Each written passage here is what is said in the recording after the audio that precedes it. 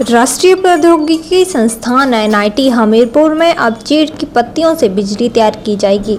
इस बिजली से एनआईटी हमीरपुर के ऊर्जा अध्ययन केंद्र को संचालित किया जाएगा। एनआईटी हमीरपुर के ऊर्जा अध्ययन केंद्र के विशेषज्ञों ने यह योजना तैयार की है। प्रारंभिक चरण में 10 किलोवाट बिजली की क्षमता वाला संयंत्र स्थापित करने का मॉडल तैयार किया गया है।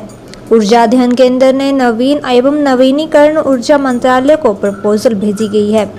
केंद्रीय मंत्रालय से यदि ऊर्जा अध्ययन केंद्र को मंजूरी मिलती है तो कार्बन उत्सर्जन को कम करने में संस्थागत तौर पर यह बड़ी सफलता साबित होगी। आपको बता दें कि 1 से 1.5 किलो चीड़ की सूखी पत्तियों से लगभग 1 यूनिट बिजली तैयार की जा सकती है। एक 10 किलो वाट का संयंत्र प्रति घंटे में लगभग 15 किलो चीड़ की सूखी पत्तियों से 9 से 10 यूनिट बिजली तैयार करेगा। 1 हेक्टेयर एरिया में उपलब्ध चीड़ की पत्तियों से 6000 यूनिट बिजली के उत्पादन की संभावना है। माइक्रो लेवल पर चीड़ की पत्तियों से बिजली तैयार करने का प्रोजेक्ट स्थापित करने की मंजूरी मिलती है तो ये ग्रामीण स्तर पर भी लोगों के आर्थिक को मजबूत करेगा। ऊर्जा अध्ययन केंद्र के विशेषज्ञों द्वारा विकसित इस मॉडल में इस बात का खास ध्यान रखा गया है कि यह कार्य माइक्रो लेवल पर हो और इससे स्थानीय लोगों की भागीदारी भी सुनिश्चित हो। डॉक्टर अरविंद सिंह वशिष्ठ एनआईटी हमीरपुर के ऊर्जा अध्ययन केंद्र में सर्वरत हैं। एनआईटी हमीरपुर में अपनी पीएचडी के दौरान वे इस विषय पर शोध कर रहे हैं।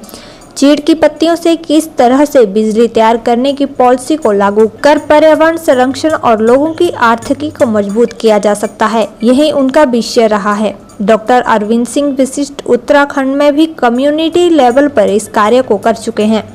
उत्तराखंड में सरकार ने बाकायदा चीड़ की पत्तियों के इस्तेमाल से एक पॉलिसी बनाई है जिसके तहत इस तरह के 10 प्रोजेक्ट वहां पर कार्य कर रहे हैं। विषय विशेषज्ञ डॉक्टर अरविंद सिंह वशिष्ठ के अनुसार सरकार यदि इस विषय पर पॉलिसी बनाती है तो ये कार्बन उत्सर्जन को कम करने में बड़ा कदम साबित होगी। गौरतलब है कि हर साल लाखों और करोड़ों की वन संपदा राख होती है। सरकार की तरफ से करोड़ों का फायर फाइटिंग फंड खर्च किया जाता है। आग पर काबू पाने के लिए कई दफा अग्निशमन विभाग और अन्य गठित फोर्स के जवानों को अपनी जान से भी हाथ धोना पड़ता है। माइक्रो लेवल पर यदि इस तरह से प्रोजेक्ट स्थापित किए जाएं तो लोगों को रोजगार के साथ साथ ही पर्यावरण संरक्षण को भी बढ़ावा मिलेगा। साल गर्मियाँ इस हिमालयी क्षेत्र के लिए एक आफत लेके आती हैं, क्योंकि हमें क्या है कि हर साल गर्मियों में हम लोग जंगल और ये आगजनी की घटनाओं से हमारे लिए बहुत एक तरीके की आम बात हो चुकी है कि हर गर्मियों में हर मई जून के टाइम पर हमारे यहाँ पर पूरे जंगल आग से घिर जाएंगे। तो उसका जो मुख्य कारण है, बेसिकली इन आग लगने का जो मुख्य कारण है वो है इस चीड़ की पत्तियाँ, और इसको पाइन नीडल्स एक्चुअली हम लोग इंग्लिश में बोल देते हैं। इसके कारण क्या है, क्योंकि ये बहुत ही ज़्यादा ज्वलनशील है, इसका कोई वैसा उपयोग हो नहीं सकता क्योंकि इसकी डेंसिटी और इसकी कैलोरीफिक वैल्यूज़ जो होती है बहुत कम होती है, तो हम लोग इसको किसी और मतलब कुकिंग के लिए या और उससे हम लोग यूज़ नहीं कर पाते हैं।